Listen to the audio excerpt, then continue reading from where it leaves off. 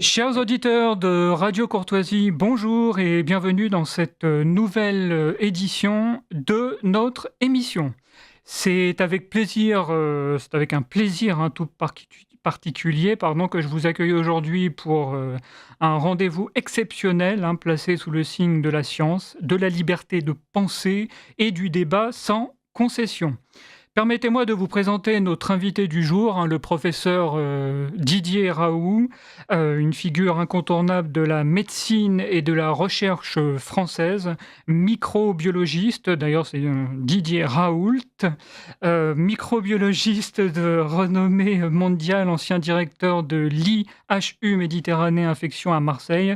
Il a marqué ces dernières années par sa vision indépendante, ses découvertes sur les virus géants et surtout par son engagement sans faille pour une science au service de la vérité, loin des dogmes et des pressions. Mais écoutez, bienvenue professeur sur Radio Courtoisie et merci d'avoir accepté mon invitation. Merci, bonjour. Bonjour.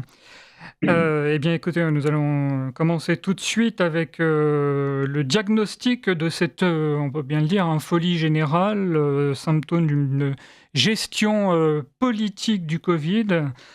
Professeur Raoult, dans votre post du 14 novembre sur X, vous dénoncez une folie générale où la compétence n'a plus de sens, comparant la gestion Covid à un symptôme plus large de notre ère de Caligula.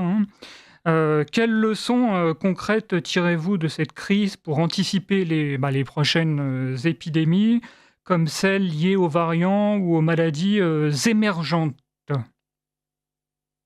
Alors je pense que il y a quelque chose qui est très frappant, c'est la concentration des pouvoirs et l'impossibilité de discuter et d'avoir un dialogue.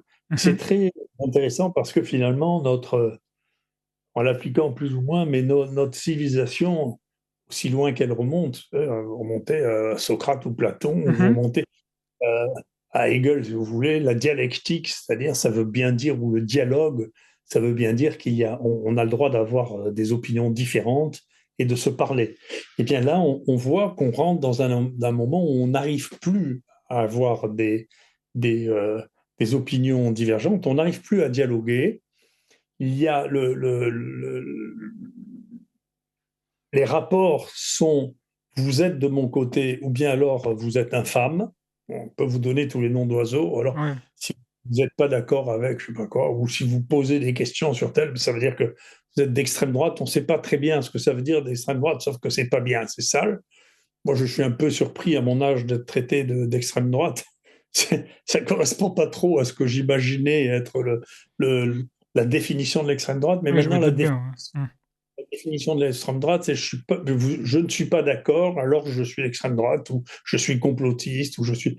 Donc c'est très intéressant. Et ce qu'il y a d'extrêmement complexe, et ce qui a fait que j'ai subi un acharnement absolument considérable, Tout à c'est fait. que l'État est dans une situation de monopole des données réelles. Mmh. Il ne les diffuse pas. C'est-à-dire qu'il n'y a aucune transparence sur les données. L'État en est propriétaire, il ne les donne pas. Et donc, il peut dire ce qu'il veut, vous ne pouvez pas le contredire si vous n'avez pas les données. Alors, fort heureusement, il y a quelques données qui sont extérieures ou externalisées, ou quelques données qu'il ne peut pas cacher parce qu'elles font partie d'accords, par exemple dans le cadre de l'OCDE, qui fait que vous pouvez réfléchir sur ces données, mais vous ne pouvez pas, c'est extrêmement difficile de réfléchir sur les données françaises parce qu'elles sont dissimulées. Et donc, c'est le même qui est le propriétaire des données et qui dit ce qu'il pense et qui vous empêche de dire autre chose Autre que ce qu'il chose. pense. Et ça, c'est une concentration très, très importante et très intéressante qui me fait penser, si vous voulez, je réfléchis beaucoup à ça, parce que la base de la démocratie moderne, c'est, bien qu'en France, on l'ait appliqué avec beaucoup de distance, c'est Montesquieu, si vous voulez, et on voit bien d'ailleurs jusqu'à quel point cette division du pouvoir irrite profondément le pouvoir exécutif. parce qu'on a vécu là quelques années, et on est maintenant dans une confrontation de l'exécutif avec le législatif, dont on ne sait pas très bien où ça va arriver, et l'exécutif qui ne supporte plus le juridique, Mmh. qui pas entièrement, on ne peut pas dire qu'ils sont entièrement libérés, le juridique, puisque c'est encore nommé par le gouvernement. C'est ça. Euh, c'est qu'aux États-Unis, par exemple, les gens sont élus, les juges sont élus, ils sont pas nommés, hein. Donc, ce qui est une des formes de la démocratie, c'est-à-dire il y a plusieurs types d'élections qui amènent à des forces qui sont vraiment des forces indépendantes. Nous n'avons qu'une force qui est relativement indépendante, et dans le domaine de la science, et je pense que c'est à ça, hein, il y aura une véritable réflexion à avoir, il faudra bien avoir une indépendance de la science. La science ne peut pas dépendre, comme elle le fait actuellement, elle ne peut pas dépendre d'un État en Mmh. particulier, parce que cet État n'est pas compétent pour juger de la science. Et actuellement, c'est ce qui se passe, c'est-à-dire on a nommé là des gens dans les directions scientifiques qui sont des copains ou je ne sais quoi, je sais ce que c'est, mais ils ne sont pas représentants d'une science dure, c'est des nominations comme on le voit actuellement, ça s'est accéléré, c'est pas tout neuf, hein. C'est du casting de gens qu'on connaît et dont on espère qu'ils seront loyaux. On se fout qu'ils soient compétents. Donc la loyauté supposée, parce que c'est un monde de traîtres en Ouais, réalité, hein, ouais, ouais. est supposée, les gens qui obéissent n'obéissent qu'à celui qui commande. Si on change celui qui commande, ils obéissent au nouveau qui commande. C'est la vie. Donc l'idée de la loyauté, c'est une idée de gens qui ne connaissent pas les humains. Les humains ne sont pas loyaux quand ils sont nommés comme ça. Mmh. Ils sont loyaux s'ils ont un quant à soi, c'est-à-dire s'ils ont une compétence en soi, alors ils peuvent se permettre d'être loyaux, au moins vis-à-vis d'eux-mêmes. Mais quand ils ne sont loyaux qu'à ceux qui les nomment, si ceux qui les nomment changent, ils sont loyaux au nouveau Au qui nouveau. nommera. Ouais. C'est comme ça. Donc, il faut faire très très attention à ne pas choisir la loyauté supposée à la place de la compétence. Et malheureusement, ça fait longtemps que ça dure, et donc ça amène une dérive. Moi, je suis très frappé. Ça m'a valu beaucoup d'ennuis de le dire à une époque où je faisais des chroniques dans le Point, de voir la position de la France dans la science s'effriter et puis maintenant s'écrouler à une vitesse considérable. Moi, quand je posais la question, la France représentait 5 à 6% de la production scientifique, Mmh. elle en est à 2,4% là, hein. Et si vous regardez la position de la France rapportée à la population, la France est 26e. Donc, si vous voulez, vous regardez au 19e siècle, au début du 19e siècle, c'était la première au monde, hein. Donc, il y a là quelque chose qui s'efface très, très rapidement, qui s'écroule très Ouais, c'est rapidement, et ça. bien Surtout très rapidement, ouais. Mmh. très rapidement. Et cette crise a montré qu'effectivement, les gens qui devenaient les interlocuteurs de la science ne sont pas des praticiens de la science. C'est pas vrai. Donc, ce qu'on a mis et ce qui a parlé sur les plateaux, et même c'est pas vrai. Et il y a, qui plus est, il y a quelque chose qui n'existait pas, en tout cas sur cette ampleur, c'était le degré de corruption par l'industrie pharmaceutique a pris pour le domaine de la recherche médicale une dimension qui est extraordinaire, contre laquelle personne ne semble se révolter. Oui. Quand même, j'ai vu que le président du Conseil de l'ordre avait des opinions. Ça, en principe, on avait confié au Conseil de l'ordre le rôle de lutter contre la corruption par l'industrie pharmaceutique. On ne l'a pas beaucoup entendu là, hein. Il a plutôt lutté contre les seuls qui n'avaient aucun lien avec l'industrie pharmaceutique, hein. Si ce n'est Donc, pas entendu du tout. Mmh. oui, oui, oui. Non, mais quand on l'entend ou quand il s'est mêlé de choses, c'est pour attaquer ceux qui remettaient en Voilà, c'est ça. cause le rôle de l'industrie pharmaceutique. C'est devenu la courroie de transmission du gouvernement et de l'industrie pharmaceutique. Donc on est dans un véritable problème d'évolution de notre société, sur lequel il faudra bien trouver un contre-pouvoir au financement massif, à la puissance massive de l'industrie pharmaceutique, et qui a investi les journaux scientifiques d'une manière extrêmement puissante. Et donc voilà, tout ça est devenu très, très, très, très corrompu, très compliqué. On sait que la France maintenant glisse aussi très, très rapidement, quels que soient les classements, dans l'évaluation de la corruption. Et c'est très inquiétant, hein, c'est très, très inquiétant. Et les Français et ce pouvoir n'en est pas conscient, ce qui veut dire que nos institutions de contrôle ne jouent plus leur rôle. Et c'est très, très inquiétant, hein. Ça veut Bien dire qu'il sûr. n'y a plus de pouvoir du tout. Si la Cour des comptes ne se mêle pas de ça, vous voyez, cette dame, elle se retrouve dans le Conseil national du comité d'éthique, ça fait rire, et avec le Grand Prix Linter, c'est cocasse. Voilà, notre degré on se croirait chez Ceausescu, hein. C'est cocasse, voilà, c'est honteux. On est arrivé, On est là, chez les fous, oui, oui. et chez les fous, il faudra bien arriver, oui, corrompu surtout, il faudra bien Tout à arriver, fait. si vous voulez, instaurer un contre-pouvoir, parce que, comme on l'a vu aux États-Unis, en réalité, les gens de la FDA passent indifféremment à l'industrie pharmaceutique tout de suite après. Il y a des allers-retours qui se font comme ça, comme avec les gens du CDC. Il y a un problème de fond, de corruption dans nos sociétés trop riches, avec une industrie pharmaceutique qui a pris un poids qui est excessif.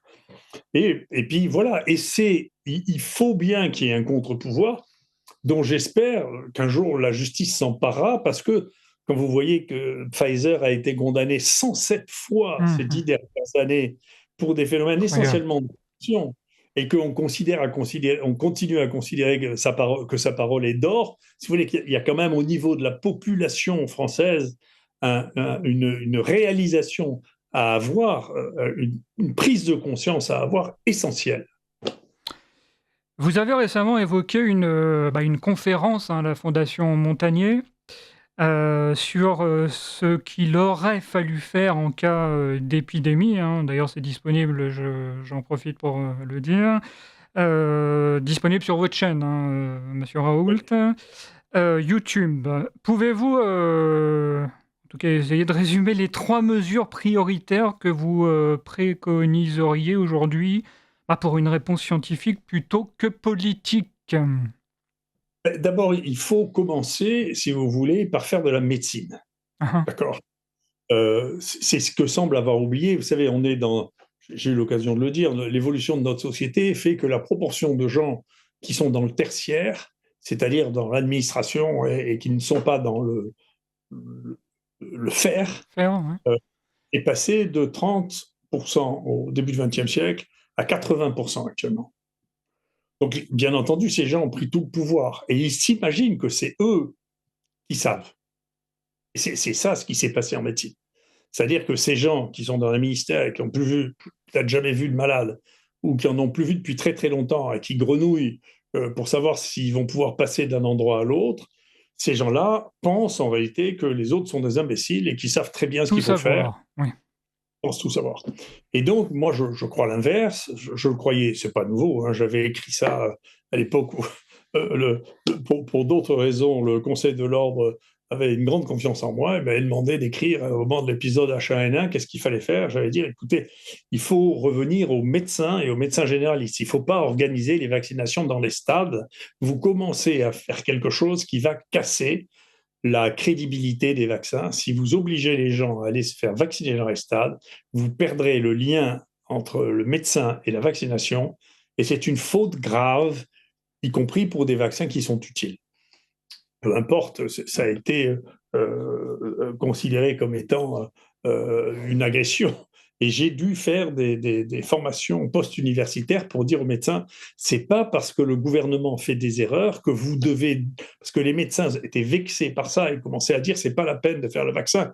J'ai dit, attendez, les vaccins, il y en a qui sont intéressés, vous pouvez pas les rejeter parce que le gouvernement prend des décisions qui sont des décisions technocratique. Vous devez rester des médecins, donc faire le bien des malades, même si vous êtes furieux, Mmh. parce que les technocrates vous méprisent et vous traitent d'une manière qui n'est pas acceptable. Donc j'ai mouillé la chemise pour aller voir plusieurs groupes de médecins pour essayer au contraire de faire qu'ils conservent leur objectif qui n'est pas celui d'être d'accord ou pas d'accord avec le gouvernement, mais faire ce que le médecine leur indique de faire. Et donc là, je crois, c'est comme ça que j'ai commencé cette conférence, qu'il faut revenir à la médecine que moi je connais, hein, celle des maladies infectieuses, que moi j'ai apprise, que j'ai fait apprendre à des générations d'étudiants. Les maladies infectieuses, ça se décrit en disant quels sont les signes, quel est le diagnostic, quel est le traitement. Et donc, Mmh. dans cette maladie, les gens qui nous dirigent ont complètement oublié les signes, le diagnostic et le traitement. Les signes, personne ne pouvait les connaître, c'est une maladie inconnue, il fallait donc observer les malades. Quand le gouvernement a dit aux malades n'allez pas voir les médecins et qu'il a dit aux médecins ne recevez pas les malades, ça veut dire qu'il interdisait qu'on connaisse les signes de cette maladie. Et c'est nous qui avons décrit la plupart des signes de cette maladie parce que nous avons reçu les malades. et des signes essentiels qui fait que cette maladie n'était pas la grippe. C'est cet imbécile de Fauci qui a dit c'est la même chose que la grippe. C'est pas vrai. Comment peut-on parler d'une maladie qu'on ne connaît pas? Et ça, c'est technocratique. Et je ne sais pas ce que c'est, mais j'ai une opinion. Nous, on a regardé, on a vu le premier malade, on a vu qu'il avait une anosmie, une agueusie, ça ne sentait pas les odeurs, il n'avait pas de goût. Ce qu'on connaissait, parce qu'il y a une autre maladie qui est due à Haemophilus parainfluenza D3 qui donne la même chose.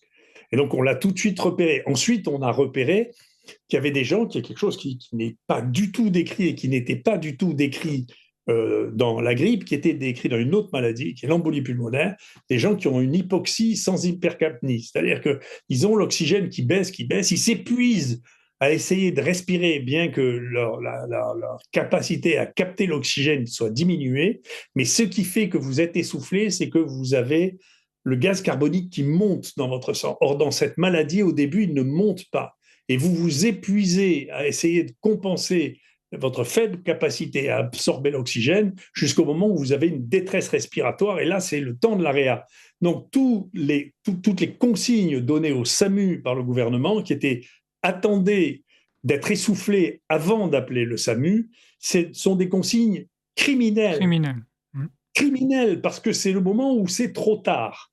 C'est le moment où vous allez en réa, et quand vous allez en réa, déjà, au début, on ne prenait même pas les gens. Il faut voir à la fin, quand on a observé et quand on a compté, vous savez, il y a la moitié des morts avaient plus de 85 ans et la moyenne des morts avait 80, 82 ans. Or, en réa, au départ, ils ne prenaient pas les gens de plus de 70 ans. Donc, ça n'a pas, on ne peut pas ne pas imaginer qu'il y ait eu une vague de morts si vous ne soignez pas du tout les gens. Bien sûr.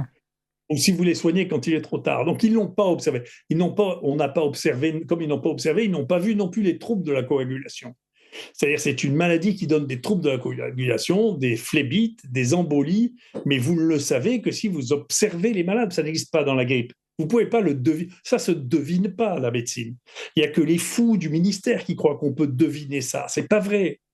Ceux qui pensent tout savoir, donc, dont vous parliez tout à l'heure. Qui pensent tout savoir, ou qui simplement on leur a dit c'est comme la grippe, et donc ils continuent, c'est comme la grippe. Et en réalité, après, ça s'évalue, ça, le risque de thrombose, ça se prévient, on peut prévenir. Donc vous voyez, il y a tout un soin. Si les gens ont ce qu'on a appelé l'hypoxie heureuse, une baisse de l'oxygène, sans sentir qu'ils perdent leur respiration, eh bien, on peut leur donner de l'oxygène, ce qui évite qu'ils s'épuisent et ils n'ont jamais besoin de venir en réanimation. Ils sont compensés par l'oxygène pendant une semaine, 10 jours, et puis voilà.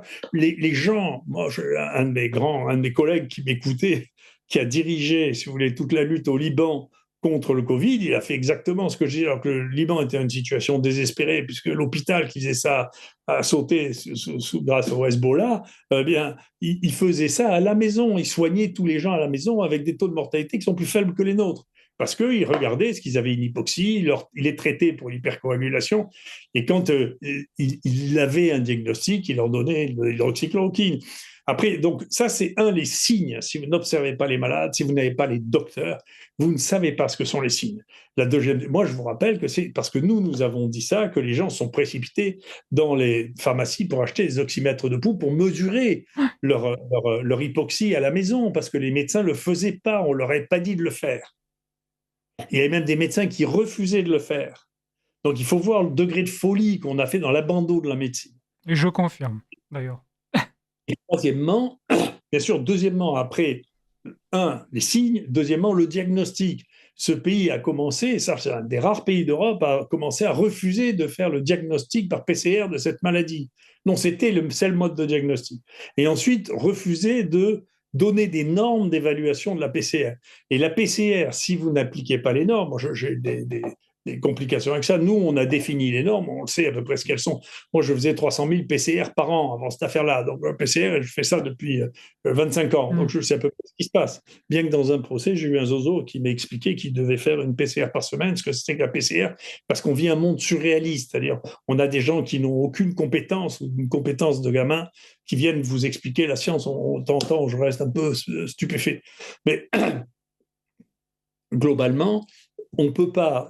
Les PCR, il y a un moment, d'abord, il faut regarder les cycles pour voir, quand on fait de la PCR quantitative, à un moment, on voit que c'est plus des vrais positifs, c'est-à-dire que au-delà d'un certain point, la machine répond, mais si on regarde le tracé, on voit que ça n'est plus vrai. C'est plus une courbe normale, il faut l'arrêter là. Et nous, rapidement, on a regardé en mesurant, simplement en pesant les contrôles, qu'au-delà de 35 cycles, c'était faux. On le sait, c'est plein de faux positifs, de contamination, on le sait. On l'a mesuré après, on est les seuls au monde à l'avoir mesuré, on est devenu la référence mondiale pour ça, c'est un de mes collaborateurs, le docteur Lascola, a fait 2500 isolements de virus, donc on a regardé jusqu'à quel c'était, quantification, on trouvait encore du virus vivant, et c'est aux alentours de 33-34. Donc quand on dit 35, c'est vraiment la dernière, la dernière valeur qu'on peut accepter, on le sait. Mais on sait qu'il y avait des gens qui continuaient, qui avaient des contaminations, et qui continuaient jusqu'à 41, 42. Nous, quand on vérifiait ça à l'IHU, il y avait 30% des résultats dont on sait qu'ils sont faux. Donc, parce que les gens n'avaient pas de contrôle. Donc, on est passé on ne fait pas du tout de diagnostic, on fait n'importe quoi, n'importe où, par des gens qui n'ont jamais fait ça. Donc, cette incompétence généralisée, y compris, parce que, les gens disaient on ne peut pas faire la PCR parce que c'est trop compliqué, ils sont passés à tout le monde peut faire la PCR C'est sans ça, contrôle. exactement. C'est tellement bête que ça laisse rêveur. Vous voyez. Et après, le troisième chose, c'est soigner. On doit soigner les gens avec ce que l'on a et comme on peut faire. Et donc, cette espèce de folie, de campagne extraordinaire, d'essayer de réussir à faire croire qu'un des 3 médicaments les plus prescrits dans l'histoire de l'humanité est brutalement devenu toxique, est quelque chose qu'on racontera dans les livres avec incrédulité. Je ne J'en sais suis pas si vous persuadé. Ouais, ouais. il y a eu une année où il y a eu 6 milliards de prescriptions de chloroquine ou d'hydroxychloroquine dans le monde. Et donc, il y a des crétins, on en a un spécialiste en France, c'est Molimar, là, des crétins qui sont les favoris du ministère, avec Madame Costagliola, ceux qui vont vérifier la vérité et qui ont des rapports avec l'industrie pharmaceutique extrêmement coupables de mon point de vue, et qui vont défendre leur point de vue et expliquer que la chloroquine et l'hydroxychloroquine, qui sont prescrits à des millions de personnes Personne. encore, Ouais. sont des produits toxiques aux doses auxquelles nous les utilisons. C'est tellement cocasse cette histoire. On ne sait plus comment sortir de cette folie. Que un des ministres de la Santé de passage, parce que quand même il y en a eu 8 en 10 ans, donc ils ont beaucoup défilé, Monsieur Brown, qui a insulté et engueulé les jeunes qui avaient osé publier avec moi sur l'hydroxychloroquine, qui est un point sur lequel je reviendrai, a fait sa thèse lui-même sur la toxicité de l'hydroxychloroquine. Donc, écoutez bien, parce que ça c'est surréaliste. Mhm. Ce garçon, qui est un médecin de porte, si j'ose dire, c'est-à-dire qui est aux urgences, un urgentiste, qui était devenu un syndicaliste urgentiste, a fait sa thèse sur la toxicité du chloroquine, d'un des médicaments, avec le Doliprane d'ailleurs, utilisé dans les tentatives de suicide. Donc, très bien. Il collecte dedans les tentatives de suicide et il dit, voilà, en dessous de 2 grammes par jour, il n'y a jamais de toxicité. Et en dessous de 2 microgrammes par ml, dans les dosages, il n'y a pas de toxicité. Très bien. Nous, on a traité comme dans toutes les maladies inflammatoires avec, et je fais ça depuis 30 ans, avec 600 mg, on n'a jamais donné 2 grammes. Les seuls qui aient donné 2 grammes, c'est l'étude qui a été prise comme étude de référence par l'OMS, c'est Recovery, C'est l'étude ça. anglaise, qui est publiée dans New England, où ils donnaient 2,4 grammes, et ils ont rapporté qu'ils avaient 2 morts subites. Nous, on a examiné 30 000 personnes qu'on a traitées, on n'a jamais eu de mort subite ni d'arrêt cardiaque, jamais. Mais ce même médecin qui a fait sa thèse sur la toxicité, d'abord sa thèse avait disparu de sa faculté d'origine, qui est Nancy, ce qui est cocasse, mais on l'a retrouvé quand même, parce qu'on n'est pas si bête, et on l'a mis en ligne. Et Azalbert de François lui a dit, mais vous savez, on a retrouvé votre thèse, ça ne vous gêne pas qu'on le mette en ligne? Il a dit, non, pas du tout. Et puis, il a dit, mais vous savez que vous dites qu'en dessous de 2 grammes, il n'y a pas de toxicité. Et comment ça se fait que vous ayez critiqué les protocoles qui ont été mis en place à Marseille? Et il a répondu par mail, ça a été publié. Ah ben, j'ai jamais regardé les doses qu'ils donnaient, vous savez. Donc, c'est Et, ça qui c'est ça, c'est honteux. c'est C'est des honteux, bien sûr. Oui. Et ils l'écrivent sans malice. Vous voyez, c'est idiot, c'est la conjuration des imbéciles. Vous voyez, c'est Ça avait été idiot. écrit quand, ça, monsieur Raoult? Ça a été écrit c'était publié, ça. Il l'a publié sur François. Ça a été écrit il y a, je sais pas, 1 an et demi ou il y a deux Ouais, c'est ans. pas vieux, hein, ouais. Non, non, non, non, mais c'est fantasque. Vous regardez sa thèse, vous regardez ce qu'il dit. Il dit l'inverse de ce qu'il a écrit lui-même, ce qu'il a fait Mmh. lui-même. Peut-être son seul travail médical qu'il ait fait de sa vie. Et il n'a même pas regardé les doses. Ouais. Cette absence même de lucidité ou de curiosité, c'est quelque chose qui est étonnant, c'est invraisemblable. Dans ce qu'on a Invraisemblable. vécu et la fin d'une histoire, c'est invraisemblable. On ne peut pas continuer comme ça. La France d'ailleurs, a chuté, hein, à la 26e place, vous en parliez, tout à l'heure, en qualité démocratique selon le World Justice Project 2025, hein, en partie dû à la gestion, sanitaire. Comment cela impacte-t-il selon vous, la confiance, des citoyens dans les institutions de santé publique, hein? Enfin, voilà. Mmh. Ah ben moi, je pense que c'est une, si vous voulez, cette gestion qui a mis en évidence la dégradation des mœurs, en réalité, hein, c'est les mœurs qui se sont écroulées. Les Français en avaient une conscience assez aiguë concernant les journalistes, depuis très longtemps, je crois que d'entre 10 et 15% des Français ont confiance dans les journalistes. Je m'excuse, hein. C'est les journalistes plutôt qui ont Ce sont les tendance. chiffres. Ouais.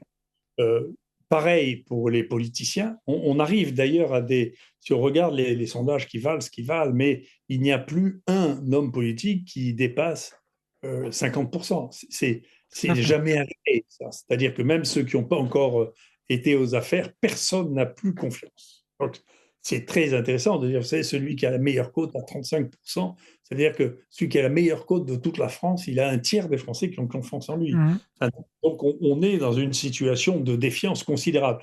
Mais ce qu'ils nous ont fait et ce à quoi a participé un certain nombre de nos représentants, dont le Conseil de l'ordre, c'est que maintenant, ils n'ont même plus confiance dans leurs médecins. C'est ça. Alors qu'il y a 20 ans, vous demandez, les gens avaient confiance dans les chercheurs et dans les médecins. C'est fini.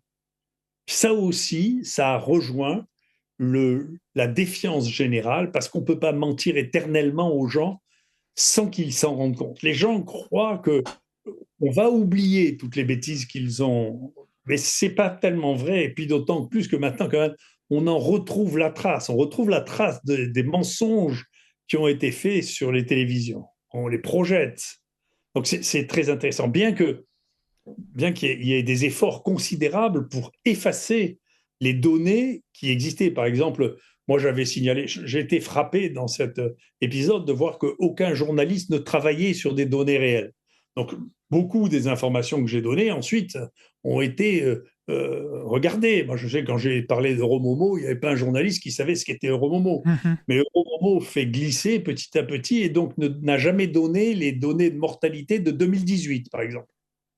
Et les données de mortalité de 2018, si vous les regardez dans Robomo, c'est les mêmes que 2020.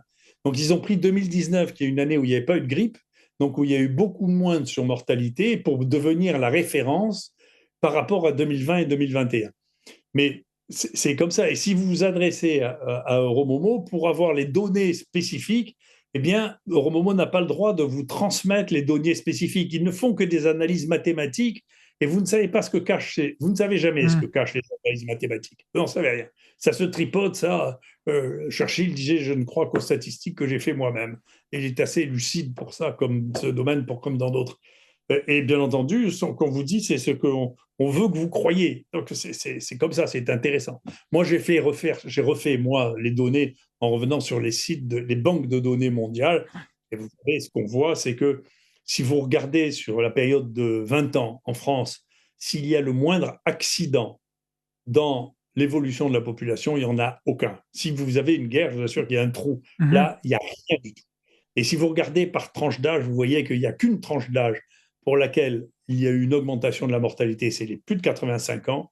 Et cette augmentation de la mortalité par rapport aux 20 ans antérieurs est linéaire. Il n'y a pas de décrochage. Bien entendu, les gens de plus de 85 ans sont ceux qui meurent le plus d'infections respiratoires, qu'il y ait une forte grippe ou qu'il y ait une nouvelle infection respiratoire. Donc tout ce drame auquel on a tenté de nous faire croire est une fantaisie. La deuxième chose qui a été supprimée, et dont je me suis beaucoup servi, mais j'ai gardé les graphiques heureusement, c'était le site de John Hopkins Covid qui montrait le nombre de vaccins, le nombre de cas analysés, le nombre de morts. Et c'était très intéressant parce que, et alors ça a suscité bien sûr les fact-checkers qui nient toujours la réalité, Bien sûr. qui Ouais. nient les faits, ce qui est une espèce de, c'est amusant, c'est une espèce de paradoxe. Ils savent déjà qu'ils ont raison avant de regarder, hein. Mais si vous regardiez, c'est extraordinaire, en particulier pour les pays qui avaient joué le principe du zéro Covid, les îles ou les pays isolés. Quand ça s'est ouvert, eh bien, la première chose qui est fascinante sur le plan scientifique, c'est que ce virus n'a pas cessé de muter. Ça aussi, c'est une grande expérience que j'ai eue dans ma vie de voir le ministre de la Santé qui m'a expliqué que ce virus ne mutait pas à moi. Bon, et qui fait des, des C'est séquences, des séquences de microbes depuis 25 ans, si vous voulez. Il y a un ministre qui n'en a jamais vu une et qui m'explique ça à moi. Ces gens ont une impudence rocambolesque. Ouais. qui est inouïe, hein. Mais vous avez aussi Bruno Lina, qui était le conseiller scientifique virologue, qui disait ça à la télévision: un virus ARN ne mute pas. Enfin, qu'est-ce Ouais. que c'est? Quels sont ces imbéciles? C'est inouï, c'est quelque chose de terrifiant. Toujours est-il que ce qui est intéressant, il y a à peu près 200 mutations fixées maintenant sur les séquences consensus du virus par rapport. Il y a eu une séquence fixée sur les séquences consensus à peu près tous les 15 jours, sans arrêt, sans arrêt. Et quand les frontières ont été ouvertes, les virus ne sont pas repartis à zéro, ils sont repartis avec les virus qui circulaient partout et qui se sont mis à circuler là. Et alors, dans un pays comme la Corée du Sud, qui est un pays qui est marqué par ça, qui est intéressé par ça. C'est pas une raison, si c'est pas un hasard, si les travaux qui sortent actuellement sur les effets de la vaccination, les plus denses et les plus inquiétants viennent de Corée du Sud. C'est quand vous regardez et je crois que c'est une des images que j'ai mis sur ma présentation, donc il y a zéro Covid en Corée du Sud, ils font une vaccination massive de toute la population et ils ouvrent les portes. C'était l'idée c'était cette croyance incroyable que la vaccination aller arrêter cette infection virale respiratoire, alors que ça marche jamais, hein, on n'a jamais arrêté la grippe comme ça, hein. On savait que ça marchait pas, en plus avec un virus qui mute aussi rapidement. Eh bien, du moment où on ouvre les portes, eh bien, il y a le même pic que l'on voit partout de cas et la même proportion de morts.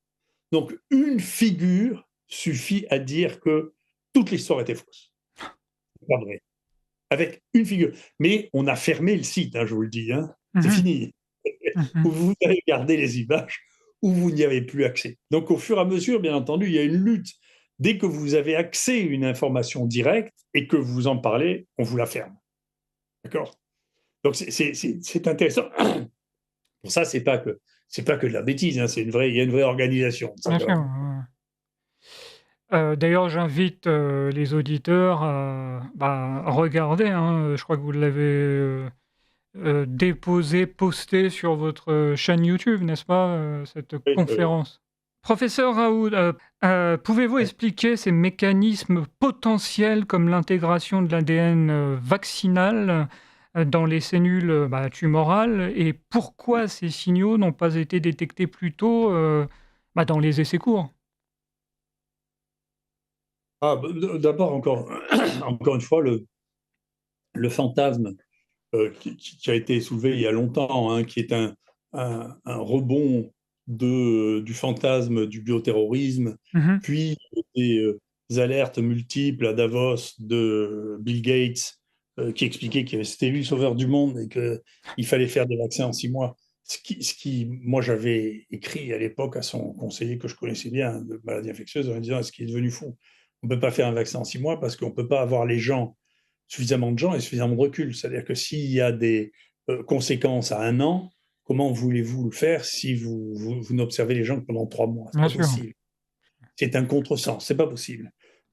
Mais quand vous expliquez ça à un informaticien ou à un politique, vous savez, on fait partie d'autres mondes, donc c'est pas inimaginable, hein. Donc, bien entendu, ça s'est fait en catastrophe, en disant: «Écoutez, l'humanité va s'écrouler si on ne trouve pas un vaccin en urgence, pour quelque chose pour lequel on n'a pas de médicaments», bien sûr, donc il fallait qu'il y ait pas de médicaments, que la mortalité soit spectaculaire, qu'on soit dans une situation de guerre. Donc c'est ça le message qui a été, transmis et donc voilà, les seuls médicaments qu'on pouvait faire à une vitesse pareille, ou bien on faisait comme ont fait les Chinois, c'est-à-dire du vaccin traditionnel. Moi, c'est ce que j'ai conseillé dans ce pays, hein. Fallait faire du virus tué que l'on injecte avec un adjuvant et on fait comme pour la grippe. C'est Mmh. pas magique. Et l'expérience a montré la comparaison entre le vaccin chinois et le vaccin ARN a montré que le vaccin chinois n'était pas plus mauvais que le vaccin ARN et au moins il ne comportait pas de risques imprévisibles. Quand vous injectez des acides nucléiques, le premier qui s'est amusé à ça réellement chez les patients, c'est Alain Fischer. Il a fait ça à 9 gosses, il y en a 4 qui ont fait un lymphome et 2 qui en sont morts par intégration du virus qu'il avait mis dedans. C'est pour ça que c'est lui qui a été nommé pour faire la promotion du vaccin ARN, ce qui est quand même là aussi, c'est cocasse, quoi. Je veux dire, de prendre celui qui, qui a, qui a amené ce désastre, si vous voulez, et l'amener à être le, le, le, le plus grand promoteur de ça, c'est cocasse. Enfin, on Bon, vit c'est dans même un effrayant, oui, oui, enfin, c'est c'est effrayant. C'est un monde, ce monde est devenu fou. Et dedans, en réalité, bien entendu, nous, ce qu'on a regardé simplement, mais après, vous savez, c'est un domaine, quand vous vous amusez à publier dans ce domaine, vous ne pouvez pas imaginer ce que vous subissez comme pression ou la capacité à publier ces choses-là, quasiment impossible. Heureusement, il y a un système français intelligent qui avait été mis en place il y a assez longtemps, avant les gens qui sont là actuellement, par le CNRS, qui s'appelle HAL, les, les, euh, les, euh, les archives en ligne, si vous voulez, pour lequel vous pouvez déposer vos données sans qu'elles soient censurées. Et donc, moi, je l'ai déposé là-dessus, ça s'appelle HAL, et donc j'ai déposé là-dessus que nous avions trouvé une quantité d'ADN tout à fait significative dans 2 lots de vaccins Pfizer Pfizer. qui ne comportaient que de l'ARN. Et en réalité, bien sûr, dès que vous réfléchissez, le processus de Pfizer au départ, c'était de faire des synthèses d'acides nucléiques chimiques. Et ensuite, quand il s'est agi de faire des milliards de doses pour amplifier le phénomène, on est passé sur la bactérie, on a mis des plasmides, c'est-à-dire des espèces de petits chromosomes, où on a mis un facteur d'initiation de transcription, on a mis une séquence bidouillée de la spike, et on a mis ça dans des vacuoles lipidiques parce que celles-là rentrent dans les cellules. Très bien, mais simplement, après, la bactérie produit de l'ARN, mais dedans, elle fait aussi de l'ADN parce qu'elle se multiplie. Donc, l'étape pour n'envoyer que de l'ARN, c'est de nettoyer l'ADN avec des enzymes, qu'on appelle les DNA, voilà, qui nettoient l'ADN. Et en principe, il n'y a pratiquement plus d'ADN. Mmh. Quand vous avez amplifié ce système-là, en réalité, que vous avez fait des milliards de doses, il y a toujours des problèmes avec les changements d'échelle. Et il est très clair que quand on a eu des problèmes avec les changements d'échelle, eh bien, cette fois-là, les doses vaccinales n'étaient pas purifiées suffisamment de l'ADN. Donc, il y a 2 problèmes avec ce vaccin. La capacité de l'ARN à rentrer dans les cellules. Là aussi, hein, j'ai entendu beaucoup d'andouilles qui disaient que l'ARN ne pouvait pas être transformé en ADN, ce qui veut dire qu'ils n'avaient pas lu la littérature depuis au moins 40 ans, parce que ça a été démontré en 85. Vous voyez.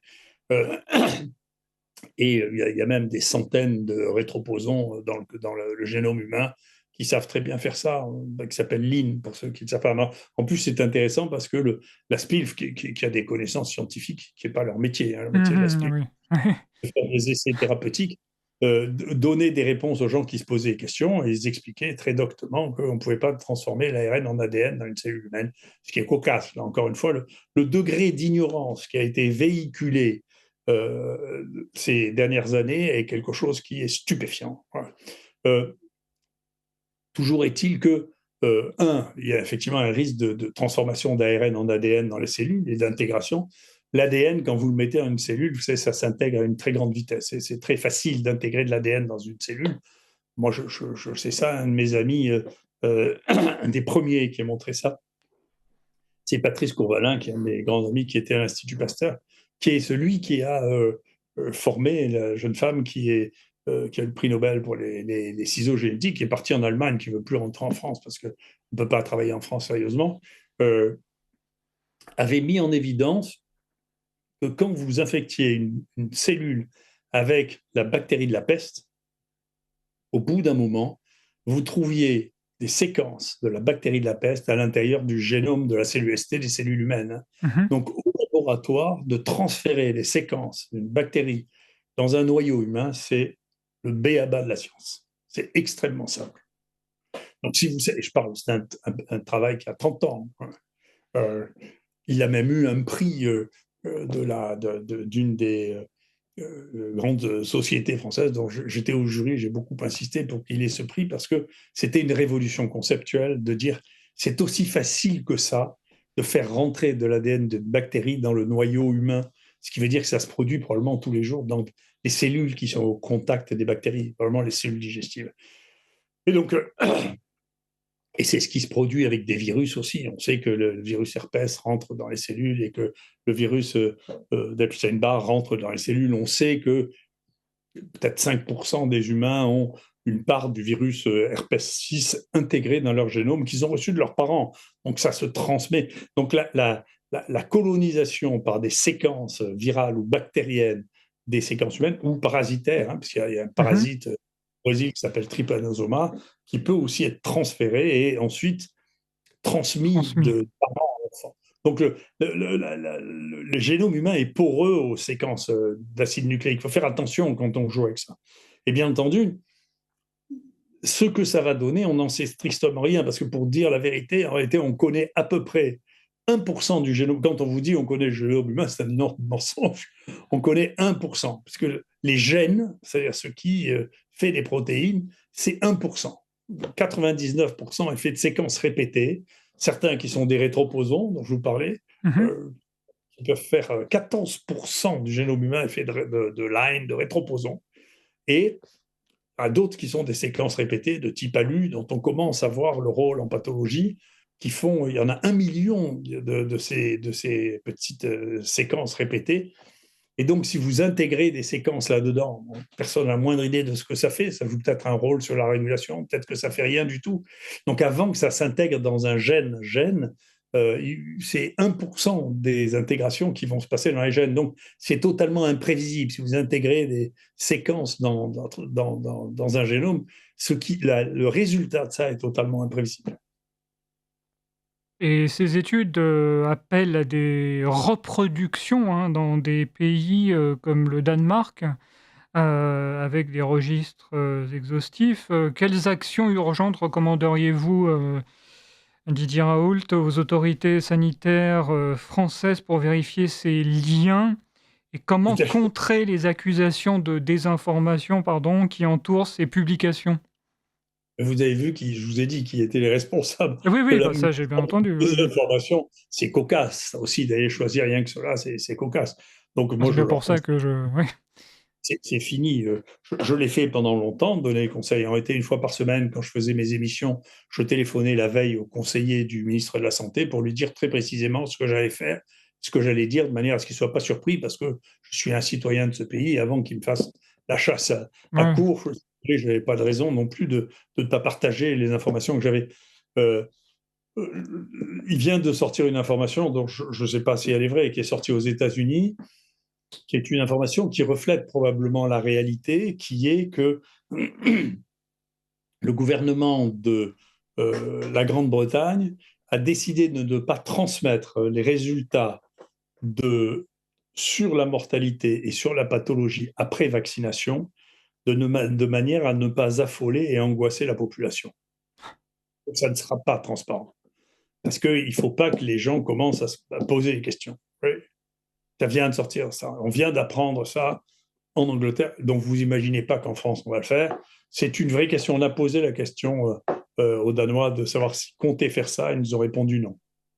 Ah d'accord, Donc ils d'accord. ne font pas. C'est clair, ils ne vont pas le faire. Peut-être qu'ils le feront sous la pression de la population, parce que les populations des pays scandinaves ne sont pas neutres, et le degré de corruption des pays scandinaves est quand même beaucoup plus faible que celui de la France. La France, je vous rappelle qu'on est 26e dans l'évaluation de la corruption, et c'est une évaluation assez optimiste, hein. Mais vous voyez bien, d'ailleurs, on voit bien qu'on est dans un pays dans lequel la corruption n'intéresse ni les politiques ni les médias, parce que quand même, moi je suis frappé par des choses que je vois. Par exemple, en Europe, quand même, commissaire européen, c'est pas rien. Il y a deux commissaires européens ces 3 dernières années qui se sont fait prendre la main dans le pot de confiture. Ouais, Une grecque avec 1 million en liquide et maintenant le belge, le belge, commissaire européen à la justice, tout à fait. avec 1 million en liquide dont il ne savait pas comment les blanchir. Il a acheté des billets de loterie ou faisait semblant d'acheter des billets de loterie pour les blanchir. Vous avez entendu parler de ça dans la presse française? Personne n'en parle. Pas C'est dans la inouï, presse française, non. on s'en fout.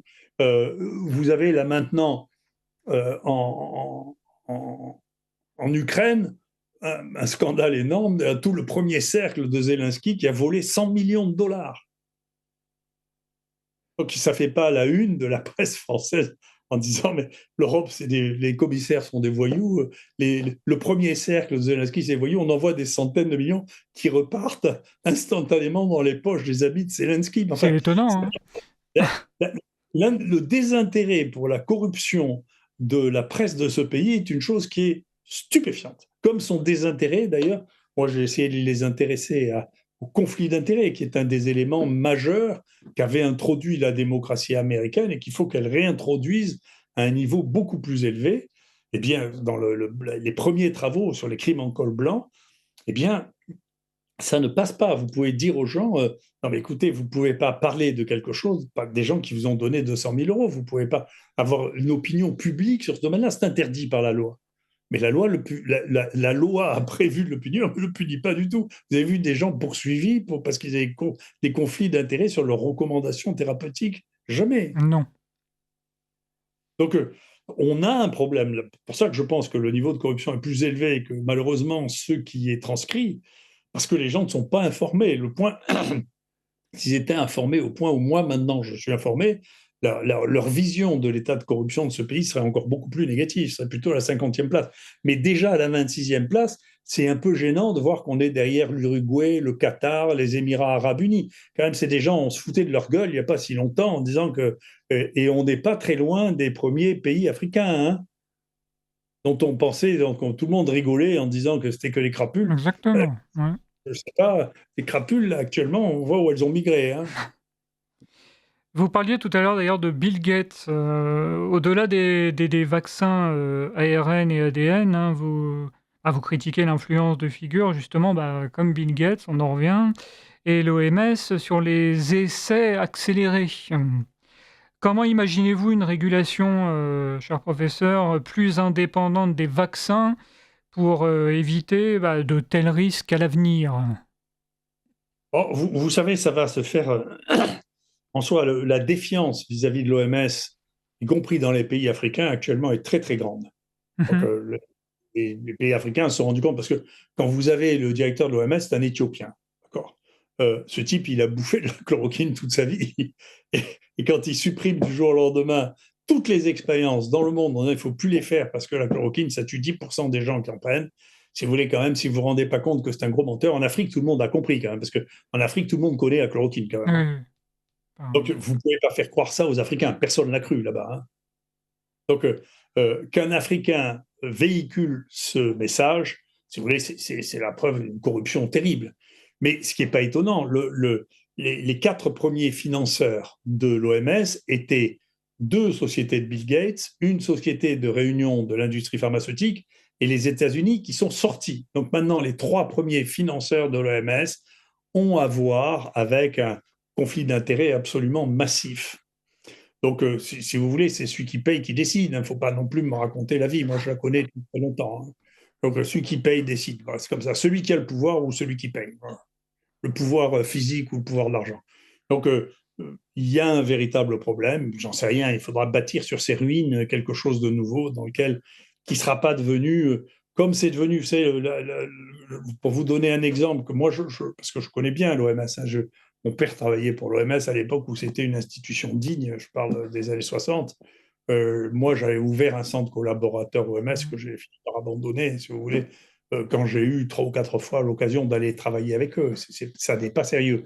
C'est devenu exactement, c'est le même problème que nous avons en France. Nous, nos grands corps sont devenus des endroits dans lesquels on case les gens qui sont arrivés là par réseau. D'accord. Et d'accord. donc, vous vous retrouvez avec euh, Yves Lévy qui dirigeait à sa manière avec des histoires que j'arrive même pas à raconter tellement elles sont épouvantables, qui se retrouvent au Conseil d'État ou à la Cour des comptes. Sa femme qui s'est fait virer des élections, qui se retrouve dans la même situation. Et si vous regardez l'IGAS, c'est pareil, on y met les bons serviteurs ou ceux dont on ne sait pas quoi foutre. Là, par exemple, la ministre la plus éphémère de la Santé, qui était une ancienne secrétaire médicale, qui s'est retrouvée ministre de la Santé, qui s'est fait virer et qu'on a foutu à l'IGAS. Donc, il faut voir hein, ces instituts, ces conseils, c'était la sécurité de la République. Mmh. Et ça qui permettait la sécurité de la République. C'est fini. C'est-à-dire là-dedans, à force d'y caser les copains, le recyclage des gens, quand on vire un type qui a été ministre ou directeur de ceci, cela, on lui donne comme prix de consolation le fait d'être au Conseil d'État ou à la Ouais. Cour des comptes ou à l'IGAS. À la fin, la population de ce que vous avez là-dedans, vous savez, c'est ce que c'est, mais ça n'est pas les meilleurs. Ça n'est pas, et ça a été l'abandon général depuis quelques années de la compétence pour le casting et les copains. Le casting, c'est-à-dire quand on fait le, un gouvernement, il faut que ça soit représentatif de la population française, mais un gouvernement, c'est pas censé être représentatif, c'est censé être compétent. Oui. Que les élus soient représentatifs. Moi, je suis même pour le tirage au sort Ah, vous êtes de pour le nos tirage au représentants. sort, vous? Ah oui, je suis pour le tirage au sort. Si vous voulez vraiment avoir une photographie de la population, il faut faire le tirage, comme faisaient les Grecs. On fait le tirage au sort. Ce que j'allais dire, C'est oui. beaucoup mieux qu'une sélection de types qui magouillent entre eux, qui se trahissent entre eux.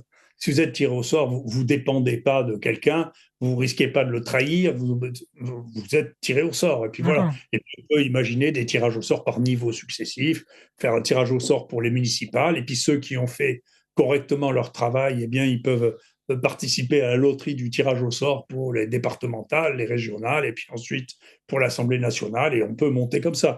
Ça, c'est une chose. L'autre chose que proposait De Gaulle, qui est ce sur quoi il est tombé, c'est de transformer le Sénat, qui est devenu maintenant un miroir de l'Assemblée nationale, il n'y a même plus de limite d'âge, rien du tout, en quelque chose qui soit l'équivalent du Conseil économique et social, dans lequel on met des gens, des représentants des employeurs, des représentants des syndicats, Mmh. des gens qui ont réussi quelque chose dans leur vie et qui deviennent des sages. Donc on met, c'était censé la deuxième chambre, c'est une chambre de sages, c'est pas les mêmes élus qui, ayant raté leurs élections comme députés, vont se retrouver sénateurs. Donc C'était censé, oui. voilà, c'est la haute chambre, en principe, c'est ça. C'est pas la même chose que la chambre basse. Donc tout ça, petit à petit, c'est abîmé. Voilà. Les démocraties ont besoin d'être renouvelées, c'est abîmé. Alors, moi, je ne sais pas comment ça se passera. Moi, je pense qu'il n'est pas invraisemblable parmi les scénarios qu'on arrive à un scénario à l'italienne avec manipulité, si vous voulez, Mmh. c'est-à-dire que les juges décident de faire un grand balayage là-dedans. Et s'ils font un grand balayage là-dedans, ben, pas grand-chose y réchappera. Hein. Et donc, ça donnera peut-être, si ça se passait, la naissance de partis entièrement nouveaux, parce que les habitudes qui ont été prises, qui étaient la manière de fonctionner ordinaire des partis politiques, était une façon de marcher qui, du point de vue de la justice, est considérée comme étant illégale. Donc il Mmh. faudra bien résoudre ce problème. Alors, Rocard avait fait un coup de baguette magique. Enfin, je suis désolé, c'est parce que je suis vieux que je connais toutes ces histoires. Mmh. Après l'affaire Urbain qui avait mouillé tous les socialistes, c'est de dire écoutez, tout le monde est corrompu, donc on amnistie tout le monde et on repart à zéro. Et d'ailleurs, c'est très intéressant parce que ça explique le début de la corruption par l'industrie pharmaceutique. Rocard dit mais écoutez, finalement, il n'y a pas de mal à ce que les industriels nous payent, à condition que ce soit transparent. D'accord. Sur quoi je ne suis pas sûr d'être d'accord, c'est quand même du lobbying. Mais peu importe, ça n'arrive qu'une fois. Ça arrive pour les élections européennes, dans laquelle Rocard est tête de liste, et puis, peut-être poussé par Mitterrand, Bernard Tapie se présente et il met Rocard KO. Mais cette loi était en place, elle a été supprimée tout de suite après. Oui. Cette loi est en place, pour la première fois, on sait qui paye qui. Et Rocard, qui ne pouvaient pas avoir accès aux grands financeurs, qui sont les gens qui font dans le bâtiment, les grands, les grands constructeurs, avaient commencé à organiser pour la première fois le financement par l'industrie pharmaceutique. Et c'est pas étonnant, parce que lui, président du Parti socialiste de l'époque avait son trésorier qui était ministre de la Santé. Il faut se méfier, il faut regarder quel poste a le trésorier, Mhm. pour voir Pour où est-ce savoir. qu'ils vont, où est-ce qu'ils vont chercher un genre, et qui était à la manœuvre dans le cabinet. Cahuzac. D'accord. Moi, je vous explique l'histoire de France. Vous Ah, savez.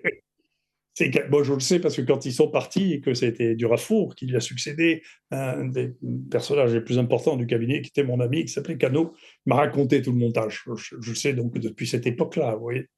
Donc depuis la chute du cabinet Roca. Donc, je sais très bien ce qui se passait. Et après, tout le problème de ces gens, c'est quand ils ont commencé à faire des cagnottes de cette taille-là pour faire face aux élections présidentielles. La plupart des élections présidentielles ne peuvent pas se faire dans le cadre légal pour pouvoir faire ce qu'ils veulent. C'est-à-dire, si vous voulez faire 1000 réunions ou 500 réunions, où vous invitez à chaque fois 1000 personnes et que vous leur servez des buffets qui coûtent entre 50 et 100 euros, la loi française ne le permet pas. mhm. D'accord. Donc, il faut avoir des compléments financiers illégaux. Et c'est ce qui se passe, bien entendu. Et donc, il y a eu différentes manières de le faire. Il y a une époque où il y avait la caisse noire de l'Élysée, sur laquelle on distribuait de l'argent théoriquement pour permettre de donner des compléments salariaux à des gens qui travaillent pour très peu. Les gens qui travaillent dans les cabinets travaillent pour très peu ou pour rajouter de l'argent au ministre. C'est ce qu'a voulu continuer à faire Guéant quand ça est Léon, hein. devenu interdit. Jospin a arrêté ça. Et du coup, les types avaient l'habitude, ils trouvaient que c'était normal qu'on leur donne une prime. Ils se sont donné des primes qui étaient illégales. Il en restait qu'au ministère de l'Intérieur parce qu'on était obligé de garder de l'argent liquide pour pouvoir payer les indicateurs. Donc, le ministre s'est servi dedans. Il a été condamné pour ça. C'est pas un scoop. Hein.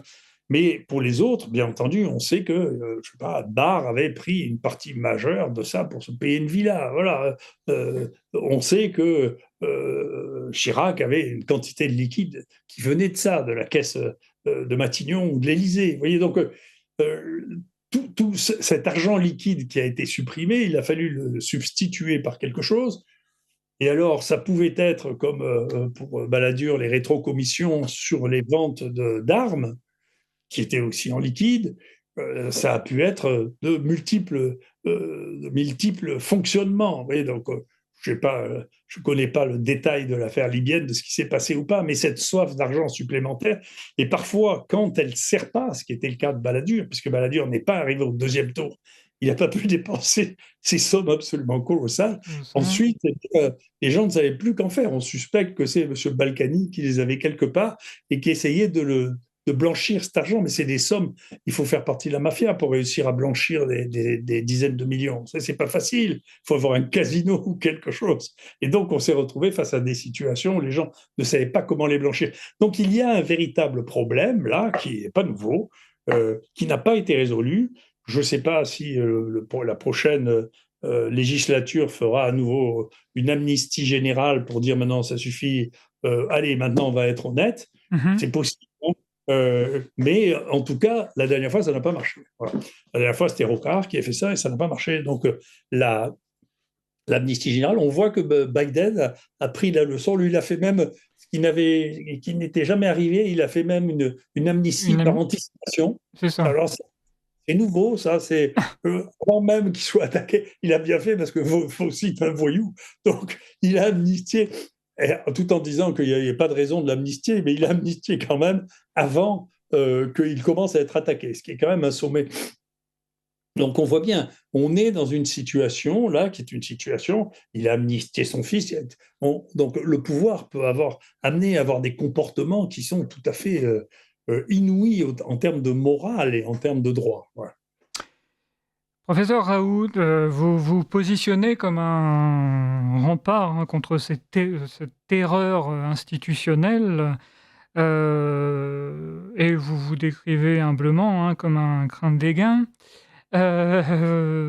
En sciences, avec un H-index de 225 sur Google Scholar et une deuxième place mondiale, tout domaine confondu. Hein, je crois que c'est 149e global, d'après ce que j'ai vu, selon research.com 2025, hein, et premier en microbiologie. Ouais. Comment réagissez-vous Tant mieux si les chiffres sont bons. Vos critiques récentes comme, votre place, je pense que vous savez à quoi je enfin, de quoi je vais vous parler. Votre place dans le, Retraction Watch Leaderboard pour des rétractations d'articles. Alors, vous savez, c'est c'est une petite bande qui organise ça, qui gagne beaucoup d'argent d'ailleurs, euh, qui a décidé de faire la chasse à ce qu'ils appellent les scientifiques misconduits. En réalité, 99% de ce qu'ils m'ont reproché, c'est de l'interprétation fallacieuse Mmh. de ce que sont les conditions d'éthique de la pratique de la science.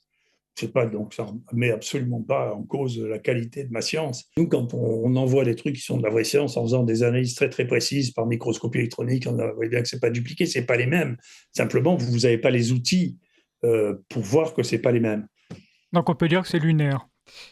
Et lui, tout à fait, c'est stellaire. Quant au reste, si vous voulez, on a beau leur expliquer, moi je l'ai fait préciser par le ministre de la Santé.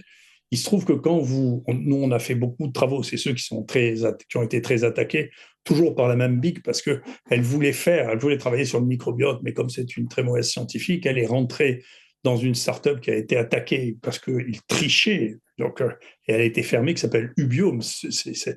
Elle a participé à une histoire de voyous, hein, de gens qui allaient prédire ce qui vous arrivait en faisant l'analyse des selles.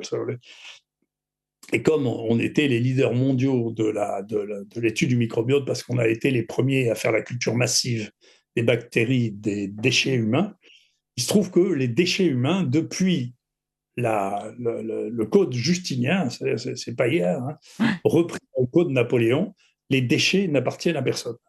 Les déchets, ce qui part à la poubelle ou ce qui part dans les égouts n'appartient plus à personne. Et la loi a précisé, même à partir du moment où vous avez l'intention de le jeter, ça n'appartient plus à personne. Et D'accord. ça avait fait l'objet d'une remise en place en 1976, à une époque où les gitans ou les gens du voyage, ou comment vous les appelez, récupéraient les métaux dans les poubelles pour les revendre.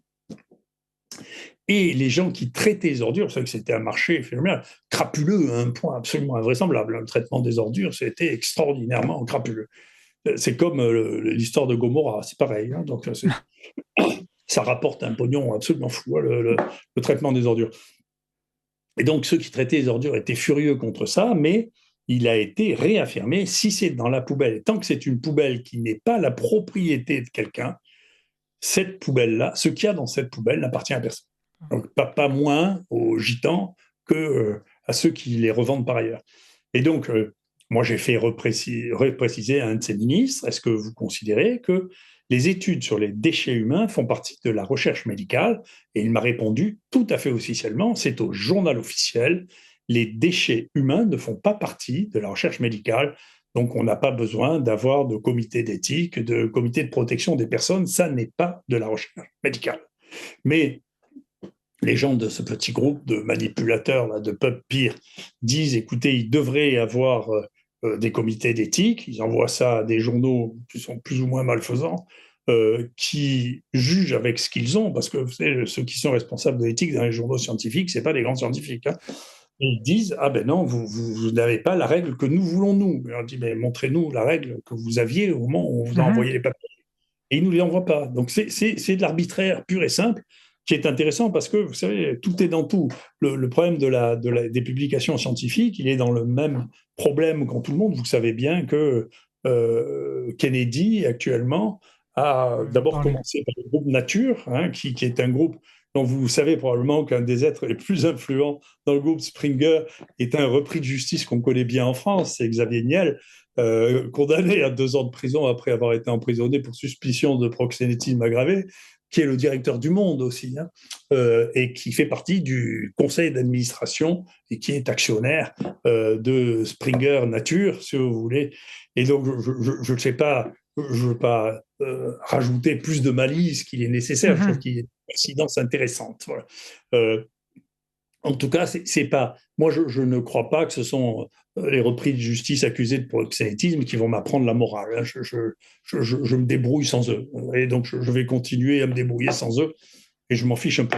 Donc, ça ne m'atteint pas, je m'en fiche. C'est une chose qui ne résistera pas au temps et ça m'indiffère. Vous savez, en plus de ça, ce que j'ai découvert, comme je me méfie beaucoup des déductions, la plupart de la science que je fais depuis 30 ans est une science purement factuelle.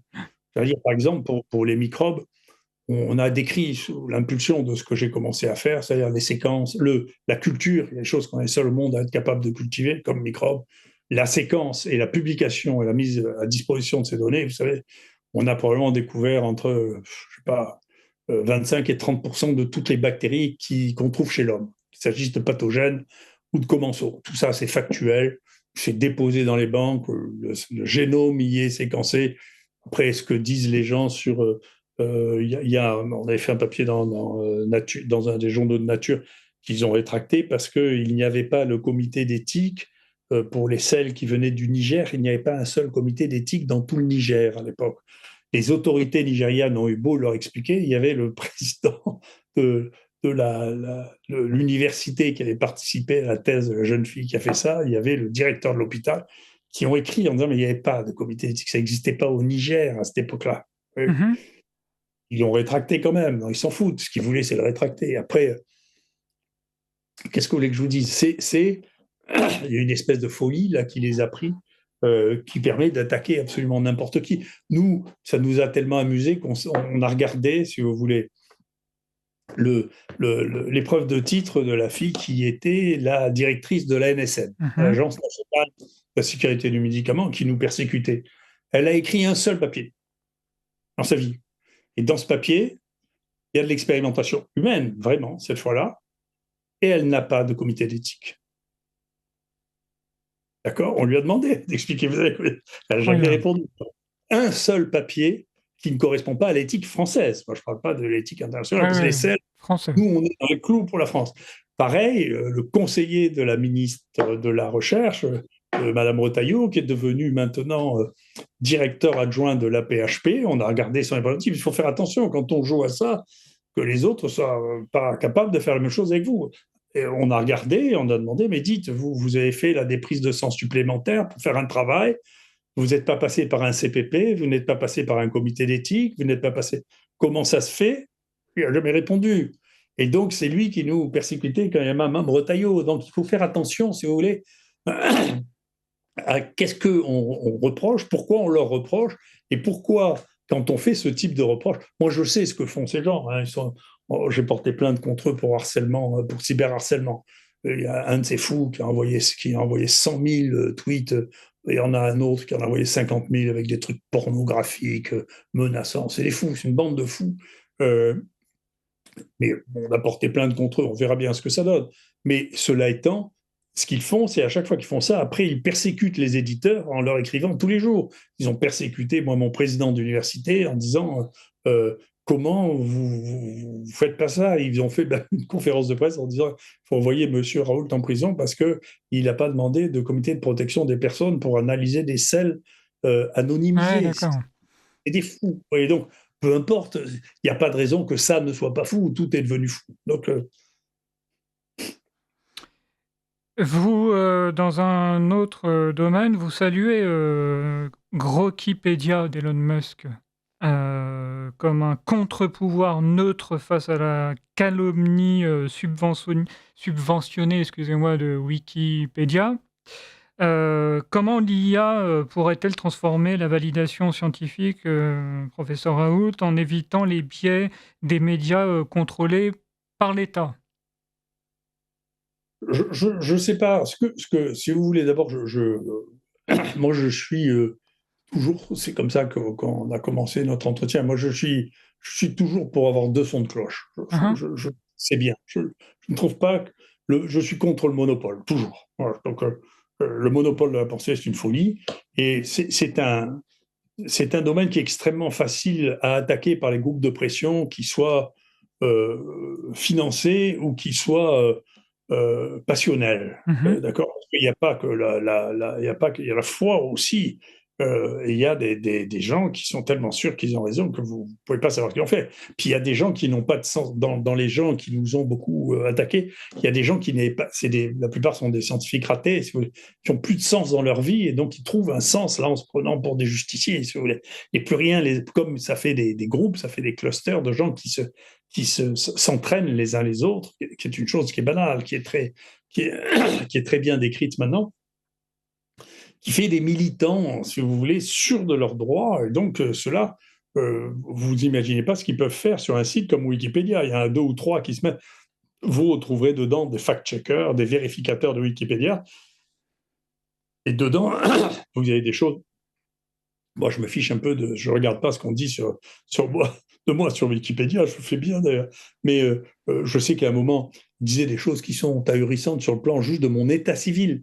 Et moi, je n'ai pas le droit de changer mon état civil sur ma fiche de Wikipédia.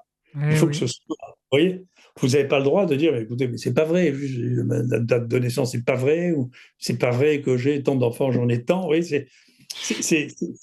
vous ne pouvez pas le faire. Donc, ça n'a plus rien à voir avec la réalité, ça a à voir avec les facteurs d'influence de ceux qui ont le plus d'influence et qui ont réussi à mettre leur pied là-dedans. Et tout est parasitable comme ça. Moi, je donne souvent comme exemple le restaurant qui était devenu le restaurant numéro 1 à Londres, basé sur les données TripAdvisor, qui résultait d'une farce de gens qui étaient payés pour faire monter les restaurants à TripAdvisor. Et un jour, ils ont dit, on va faire une farce, on va inventer un restaurant. Donc, ils ont inventé un restaurant. Ils ont commencé à lui donner des notes extraordinaires. Il y avait un numéro de téléphone où il y avait un répondeur qui disait, écoutez, le restaurant ne reçoit que sur des réservations, on n'a pas de place dans les 3 mois qui viennent. Et eux, ils ont continué à l'alimenter, mais il y a même des gens qui étaient extérieurs, qui n'étaient jamais venus dans ce restaurant, qui ont commencé à mettre des notes. Et au bout de 6 mois, c'était le restaurant numéro 1 de Londres, qui n'existait pas. Et ça Exceptionnel. les a tellement fait rire qu'ils se sont filmés dans un jardin en train de faire un pique-nique en disant voilà, écoutez, le restaurant le plus célèbre de Londres. C'est extraordinaire. Et donc, C'est magnifique. Ouais. la manière dont on peut, et c'est réel, donc la manière dont on peut manipuler les données informatiques quand on ne vérifie pas les sources, et bien entendu, comme il y a une des manières de faire pour ce qui me concerne, hein, je ne connais pas toutes les autres, une des manières de faire, il y a un groupe de gens qui dit une horreur, c'est repris par des journaux vautours. Alors, ça peut être Mediapart au niveau national. Nous, à Marseille, on a un bébé de Mediapart qui est Mars Actu, qui publie un truc, une horreur, et ça devient une référence bibliographique pour Wikipédia. D'accord? Donc, il n'y a pas de hiérarchie du tout dans les journaux, il n'y a pas de hiérarchie dans les sources. Et c'est comme ça, très bien. Avec l'IA, si vous posez des questions avec l'IA, que ce soit avec Grok ou avec. C'est très intéressant avec ChatGPT. La première question que vous posez, il va vous donner une réponse qui est du niveau de l'AFP et du Monde. Mhm. Et si vous de creuser, alors d'abord, il faudra passer sur ChatGPT Plus ou ChatGPT Pro. Mais si vous dites non, non, non, je veux avoir les données de base, je ne veux pas avoir les conclusions, je veux avoir les datas de base. Alors là, vous avez accès aux datas. Et moi, je pense que ça va crucifier le journalisme actuel qui n'a pas l'habitude d'aller regarder les datas. Ils ne savent pas ce que c'est les datas. Ils ne savent même pas où les chercher. D'accord? Tandis qu'avec l'IA, eh bien, vous l'aurez. Et donc, si Grok vérifie, non individuellement, si l'IA vérifie la crédibilité de ce qu'il lui a envoyé ou le fait lui-même, eh bien, on aura des choses qui seront beaucoup plus crédibles que ce qui est soumis à des groupes de pression. Vous voyez? Moi, je l'avais vu sur Google avant, si vous voulez. À un moment, j'avais fichu dehors un type de la CGT qui foutait rien du tout depuis 10 ans, qui n'avait pas travaillé une seule fois. Bon, au bout d'un moment, je me dis, ça suffit, que ça compte dans mes effectifs, et Bien je n'ai sûr. pas de raison de Ouais. garder rien du tout. Et donc, ils font comme à chaque fois que vous embêtez quelqu'un de la CGT, il faut savoir qu'ils ont une capacité de mobilisation considérable.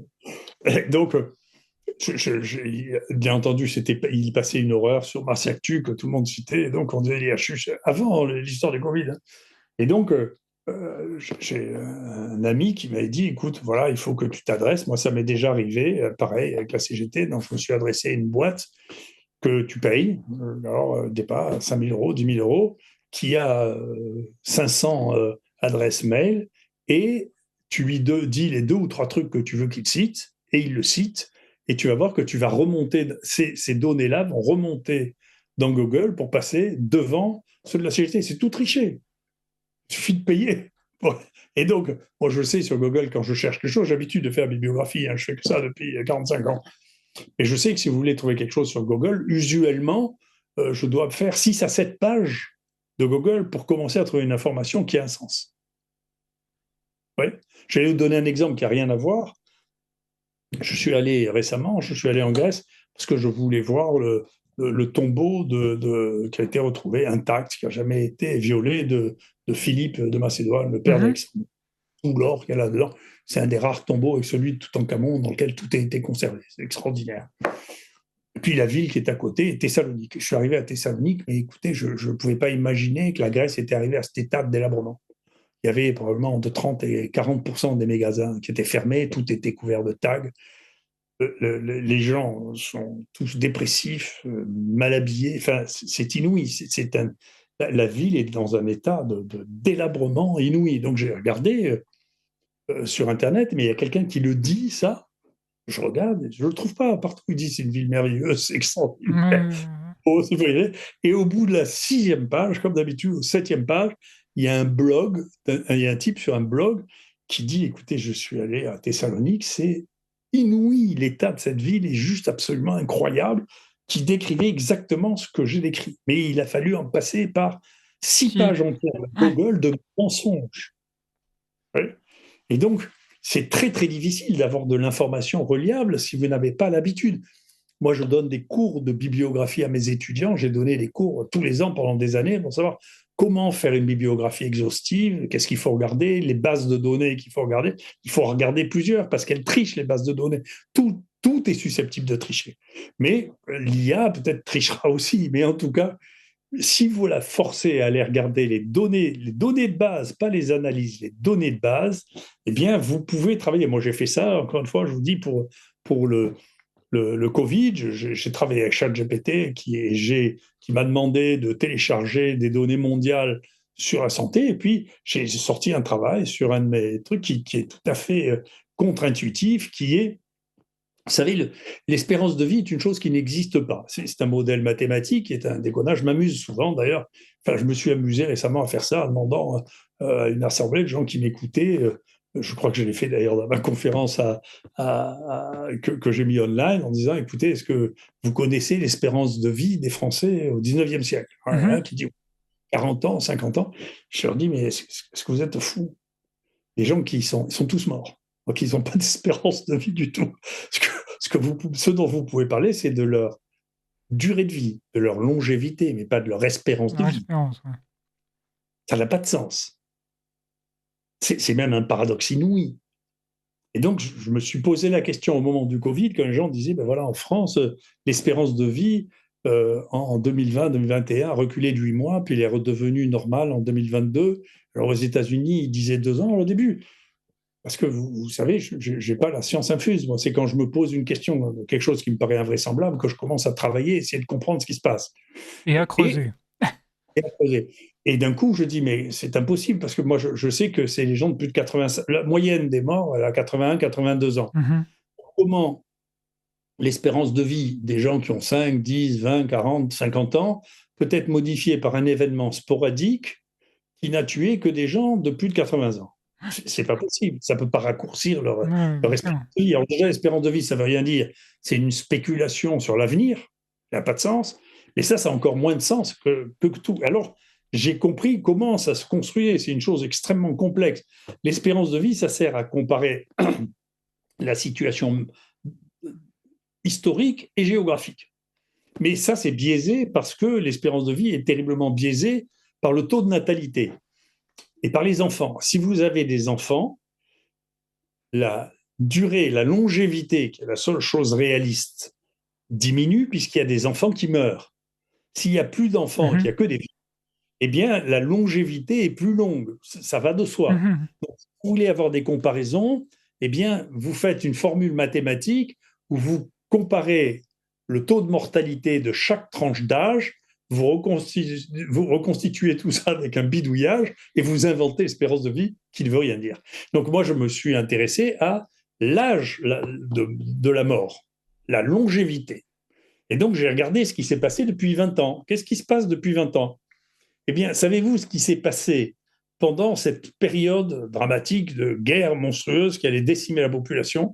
Eh bien, la longévité des humains en France, la longévité mesurée, a augmenté. Pourquoi? Ça va de soi, puisque ces gens, la longévité, elle a gagné 2 ans. Elle est passée de 74 à 76 ou 76 à 70. Je ne vais pas m'enfassailler sur un de mes tweets. Pourquoi? Puisque la moitié des gens qui sont morts avaient plus de 85 ans, par définition, puisque c'est plus, et que les gens qui sont morts en moyenne avaient 81 ans, c'est plus, comme c'est plus que la durée de vie des gens avant cet épisode-là, bien la durée de vie des gens a augmenté. Alors comment vous transformez le fait que la durée de vie a augmenté en une baisse de l'espérance de vie? C'est quelque chose qui est mathématique, donc c'est pas vrai. C'est juste pas vrai. C'est intéressant, non? Très intéressant, oui, oui, oui. C'est un Encore peu dur à comprendre, hein. Quand je monte les graphiques, les gens l'interprètent à l'envers, vous voyez? Parce que je monte le graphique de la durée de vie où on voit qu'elle monte et les gens disent: «Non, bon, ils prennent à l'envers ça, ils considèrent que c'est la mort qui a augmenté». Non, non, ouais, c'est c'est ça. la durée de vie qui a Non, non, augmenté. c'était très clair, oui, oui, Oui, donc tout ça, ça devient, et quand vous avez des modèles mathématiques derrière plutôt que des données réelles, on ne sait plus trop ce que ça veut dire. Si vous regardez même les gens qui pratiquent l'espérance de vie, ils savent que c'est pas vrai parce que la proportion de gens qui sont vieux, même si vous essayez de pondérer ça par un modèle mathématique, fait que plus il y a de gens vieux, plus l'espérance de vie apparaît comme étant plus longue. C'est pas qu'elle est plus longue, c'est qu'il y a plus de vieux. Et donc, elle ne peut pas diminuer, même si vous faites des artifices. tout à fait. Le Japon, je ne sais pas combien ils sont à 0,6. La Corée à 0,5. Donc, vous regardez, ils ont des espérances de vie extraordinaires. Pas du tout. Ils n'ont que des vieux. Alors, quand vous avez que des vieux, bien entendu, la durée de vie est plus longue que si vous avez des jeunes. Vous avez des jeunes, eh bien, il y en a qui ont des accidents, il y en a qui ont, je ne sais pas quoi, des maladies. Est-ce que là, si vous n'avez plus de jeunes, qu'est-ce qui se passe? Surtout que quand on a regardé les données, alors ça, c'est des données qu'ils n'ont pas réussi à supprimer Euromomo, encore que je crois que maintenant le 2020 va sortir. Si vous regardez les données, en réalité, la mortalité chez les moins de 15 ans et chez les moins de 25 ans a diminué pendant cette période-là. Donc c'est pas possible que il n'y a pas un calcul qui peut te permettre de penser que la longévité ou l'espoir de la longévité est diminué pendant cette période. C'est juste du tripotage, c'est pas possible. Et vous regardez, nous, on a les mêmes données. En dessous de 50 ans, il y avait 0 mort. C'est pour ça que c'était pas la peine de faire la folie sur les vaccins pour les moins de 50 ans. Il n'y avait pas de mort. Les quelques morts qu'il y a eu, c'est des gens qui avaient des polypathologies et qui avaient euh, une possibilité de survie au-delà d'un an qui est extrêmement faible, avant même le Covid. Donc, ça, à partir du moment où vous avez ces données, qu'elles sont manipulées par des modèles mathématiques que vous ne maîtrisez pas parce que vous n'avez pas les données réelles, en réalité, vous n'avez pas accès à l'information. Mais ça, c'est un exemple. Vous voyez, j'ai pris ChatGPT, j'ai fait ces trois données que vous avez, que j'ai rapportées sur un de mes tweets ou un de mes messages sur X. J'ai mis les 3 tableaux, très bien, on voit très bien, c'est sorti de ChatGPT, ça. J'aurais pas pu le sortir d'autre chose, vous voyez, je ne pouvais pas le faire. L'information française me donne pas ça, l'INSEE me donne pas ça, l'INED me donne pas ça. Vous voyez, ils restent dans leur modèle, et puis s'ils vous donnent les datas, vous leur volez leur boulot, vous voyez. En France, on avait même une chose tout à fait extravagante. Professeur, on va bientôt être obligé malheureusement de terminer. Ça passe très vite, dites-moi, oui. Quand j'ai été Jean-François Mattei, et Madame Agnoret m'avait confié une mission sur le bioterrorisme et les risques d'épidémies ou de maladies infectieuses. Et je leur ai dit, vous avez un problème, c'est que vous ne comptez pas les morts. Donc, vous ne savez pas ce qui se passe. Donc, ça, j'ai écrit ça en 2002-2003. Et vous vous souvenez, en 2003, il y a eu la canicule où ils se Oui, sont oui, rendus oui. compte que de ne pas compter les morts était quand même une grande erreur. Et la manière dont ça se passait, c'est que les certificats de décès, qui étaient plus ou moins bien traités, finissaient par aboutir à l'INSERM. Et l'INSERM faisait un bilan 2 ans. Donc, les premières données que nous avions à l'époque, était celle de l'INSERM 2 ans après que les gens soient morts. Et donc, c'est avec ça qu'on fait de la santé publique. Et donc, il faut voir le retard que l'on a en termes de santé publique, de transparence et de mise à disposition des données dans ce pays est terrifiant. Eh bien, écoutez, toujours aussi passionnant. Merci beaucoup. C'est passé très vite, hein. Merci beaucoup, professeur. Chers auditeurs de Radio Courtoisie, l'heure est venue de clore cette émission qui, je l'espère, vous aura autant passionné clairement qu'elle nous a enrichis. Professeur Raoult, merci infiniment pour votre présence, votre franchise et cette parole rare qui ose défier les certitudes établies. Vous nous avez rappelé que la science n'avance pas dans le consensus mou, mais dans le doute assumé, l'observation rigoureuse et le courage de dire ce que l'on voit même quand cela dérange. À vous, auditeurs, merci pour votre fidélité et certainement vos réactions qui vont être très vives et continuer à questionner, à lire entre les lignes, à exiger la vérité. C'est ainsi que nous resterons libres. Radio Courtoisie reste plus que jamais la voix de ceux qui refusent la pensée unique. Professeur Raoult, portez-vous bien, continuez à éclairer les esprits. Quant à nous, rendez-vous prochainement pour un nouveau débat sans concession. D'ici là, prenez soin de vous et de votre esprit critique. Merci, professeur.